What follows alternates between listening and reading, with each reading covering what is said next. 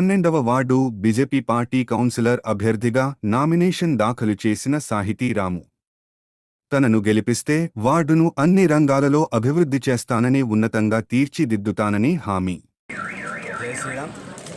Bharatiya Janata party 12వ ward BJP అభ్యర్థిగా party అధిష్టానం నన్ను బలపరిచారు.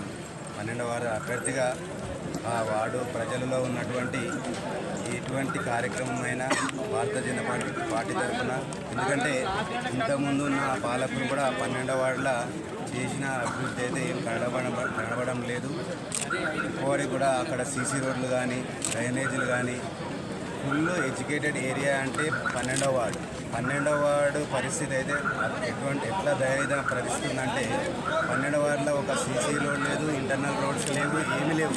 అటువంటి వార్డు ఇంతకుముందు పాలకులు గత పాలకులు కూడా 12వ వార్డుని ఎటువంటి విధంగా కూడా పట్టించుకోలేదని చెప్తున్నా. ఇప్పుడు మాకు భారతీయ జనతా పార్టీ తరఫున 12వ వార్డు టికెట్ లభించింది. 12వ వార్డు ప్రజలందరూ నన్ను కమలం గుర్తుకు పువ్వు గుర్తుకు ఓటేసి గెలిపించినట్లయితే ఆ వార్డుని ఒక అత్యుత్తమ వార్డుగా తీర్చిదిద్దుతానని నేను మనవి చేసుకుంటూ, అలాగే 12వ వార్డు ప్రజలందరూ కమలం పువ్వు గుర్తుకు ఓటేయాలని పేరు పేరున కోరుకుంటూ ధన్యవాదాలు. జై శ్రీరామ్, జై బీజేపీ.